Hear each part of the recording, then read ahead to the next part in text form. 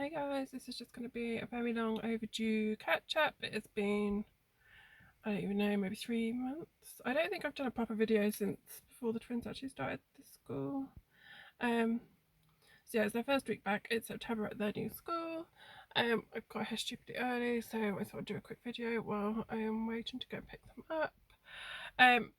It's been a long, hard summer, which is probably part of the reason why I haven't done a video. I've been so dreaded. I think all three of us have been so relieved to be back to some kind of normal this week.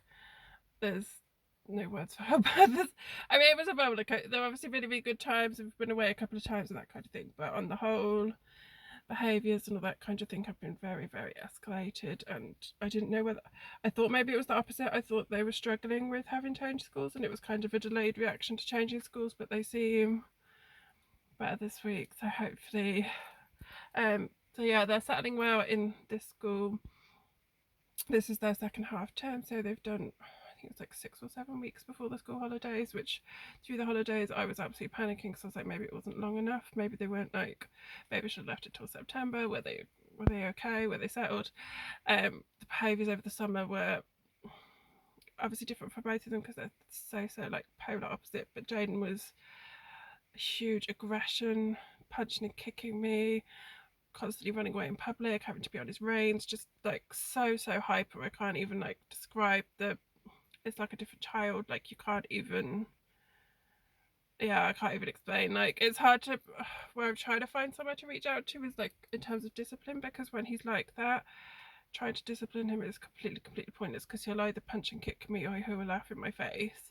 But then once he's calmed down and once he's kind of back to like his normal self, I don't feel as though I can then, I don't think he has the like maturity for me to be able to discipline him for something that's already happened, if that makes sense. So once it's over and he's calmed down, I don't feel as I can sometimes like maybe talk to him very slightly about it and just be like, no, that was very dangerous, or things like that, if he's run away, or that you shouldn't hurt me and things like that. But he can switch so quickly to the, well, I'll just die then, which is obviously like the hardest thing for a child. I mean, since he was, as soon as he could talk, he's taught, not in terms of I don't think he understood the concept of death to start with. When he was younger, he used to say he didn't deserve to be a boy, that he should be an object, or he shouldn't be a boy.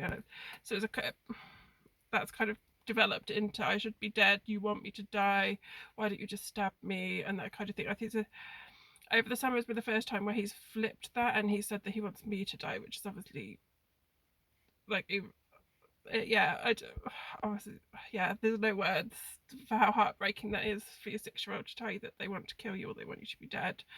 But his main things have been just these angry outbursts and these hugely hyper, just the only way I could describe it is almost like a psychosis, to the point that it's like something or somebody has taken over his body and his mind, because he's not, when he's like that, he's not Jaden. He's not, you can't talk to him, you can't reason with him. He's somebody completely different. And once he snaps out of it, then trying to explain to him what's happened, it's almost like he remembers it in a completely different way, because there were times where I had to physically restrain him purely for his own safety or for my safety, and obviously that's not something that I like to do. That's not something that I would do if I didn't absolutely have to, and I would never in a million years do anything to intentionally hurt him. But obviously if I'm restraining him and he's failing and he's trying to kick and he's trying to attack me, then unintentionally he's hurting himself because he's fighting against me trying to control him. So there were times when he'd then calm down that he would flip that in his own head and he would be saying, but you attacked me, you hurt me, and no, you attacked me and I was just physically trying to withhold you from attacking me. Anyway, it's not the point of this video, it's just a general catch up. So those behaviours hopefully are calming down a lot, even within, we're only day 5, aren't we? So we're Friday, the first week back, and so far this week he has been so much calmer, and I think that the extra sleep helps with everybody as well, because obviously because they're tired out through school, they're going to bed better in the evenings. And Ella as well, I think her anxiety through the summer, I was hoping, obviously when she moved to this school from her old school, she was screaming and kicking going in. It was just heartbreaking sending it in when she was in such a state, and she was completely hysterical because she would never, was a couple of times where she kind of like hit out at the teaching assistant, which she, if you know Ella, and like she's such a shy child, to think that like that's how terrified she was that she was being violent to adults that were other than me. Um, that very quickly changed when she started this school. She's so much calmer. We have maybe like a few tears in the morning going in. The first day when I tried to leave her in that classroom, she was similar to that and she was screaming and kicking. But other than that very first day, we have maybe a couple of tears in the morning. But the headmaster here is fantastic, and he's always on the gate in the morning, and he's always on the gate at pick up, and he kind of guides her in. He literally puts his hand on her shoulder because I can't like shove her through because she tries to pause it, and I'm like, the longer it drags out, the harder it is. So I just kind of push her very gently. She has a little kiss and cuddle, and I just sort of push her through, and then he just puts his hand behind her back and just kind of guides her to keep her walking, because when she stops, then she tries to come back out. So just kind of guide her, keep her walking, and there's maybe like the occasional sob, but in general, she's going in, she's enjoying her lessons. But she has insisted on having ear defenders this term, which is obviously very different from her. She's always struggled with some noises. Like, she will often say to me that she doesn't want the radio on in the car and things like that, but she's never gone as far as to ask for ear defenders or anything before. So yeah, she's got ear defenders that she's using, because one of her biggest anxieties at her old school was obviously with all the lockdowns and everything else, they were very much in bubbles, and she kept saying, even like back at Easter time, what happens when everybody goes back in together, and she was worried about the amount of noise that, like at lunchtimes and things like that, when there were too many children. So I think here I've not spoken to them too much about when she's allowed them. I didn't really ask school. I just kind of said, oh, by the way, Ella's got ear defenders now as well. And they obviously haven't said no. They're aware that she has quite a lot of anxieties and that kind of thing anyway. So they're really, really gentle and good with her. But I think she just has them at kind of like assembly times and like possibly like lunch times and things when it's loud. I don't think she really uses them in the class when it's just lessons, because obviously then limits her hearing. But yeah, she's doing really, really well. But they both are with their work.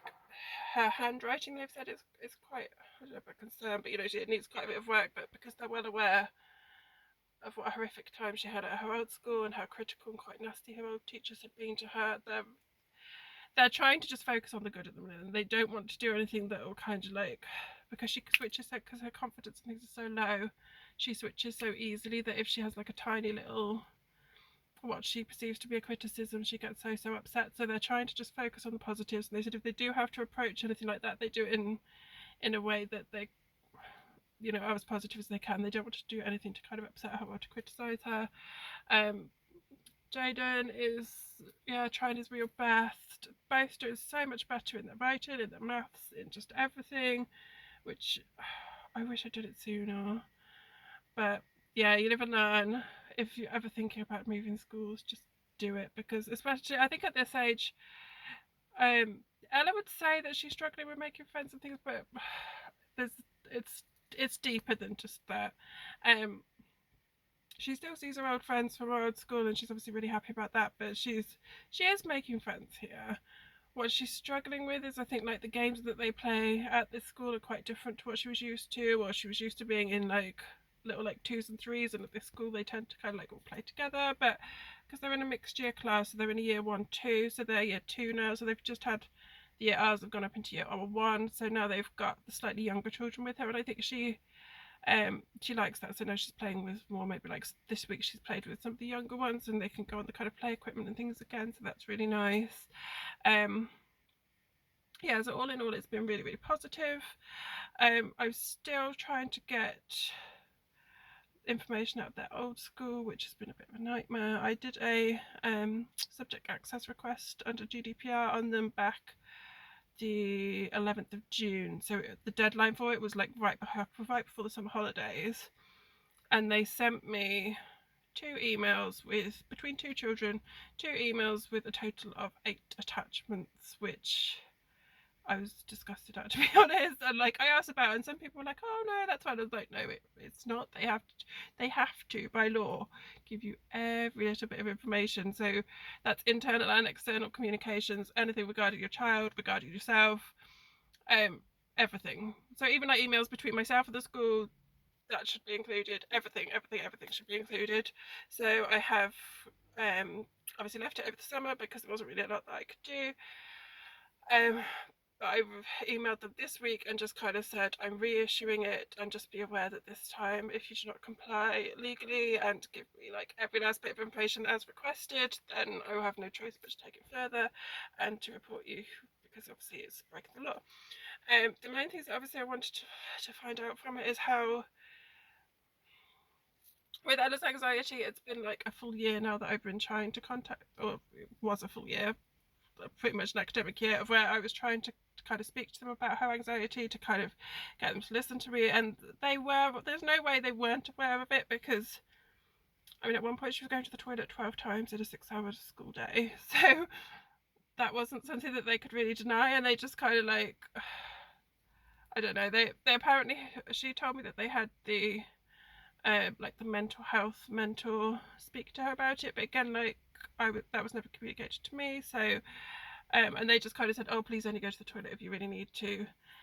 But obviously toilet anxiety, it can often be related to autism. It can be obviously just that sensation that you do need the toilet just because of nerves, but it can also be, as one friend suggested to me, that it could be kind of like sensory breaks. So it's just when, because the teacher did say that when I spoke to her about it, she did kind of say it's when she's struggling with things, or when she's doing things she doesn't enjoy, that if she was quite engrossed in, say, like an art project or PE or something like that, she wouldn't ever ask to go to the toilet. So it's a hard one, because on the surface of it they would kind of talk about it, but then they were so critical of her still. Like they would say she was too adult dependent, that she shouldn't be asking so many questions, that she wasn't listening. But that's a child that's struggling. How could you can't tell her off for things that she's struggling with? Like support her, help her, just be nicer to her. So obviously there were a lot of quite lengthy emails that I'd sent to them. I'd requested meetings, they denied me meetings and that kind of thing. So all of that communication, there must have been, because that was when I would talk to the Senko, and the Senko would kind of dismiss it as, well, she doesn't have additional needs, and be like, well, maybe she has. Until we look into this, how are we going to know?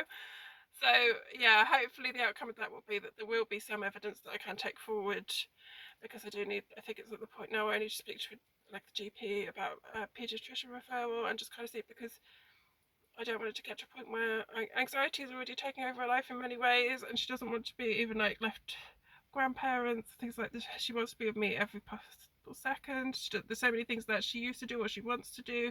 She wants to go back to dance classes and things like that, but her anxiety is kind of a barrier to those. So yeah, there's a lot of things that I want to kind of talk to her about in terms of how we can support her and help her, because I don't want it to escalate and just get worse over time, and as she gets older, her become a school refuser, or isolated from people and that kind of thing. So yeah, it's been a busy hard summer, but hopefully now we're getting back into routine and everything's gonna get a little bit calmer, if there ever is such a thing, which I don't think there really is with our family. But at least, like, because we all kind of struggle in different ways, it means that we all kind of understand each other's struggles, I think, more, and we can all kind of support each other, and that's the most important thing.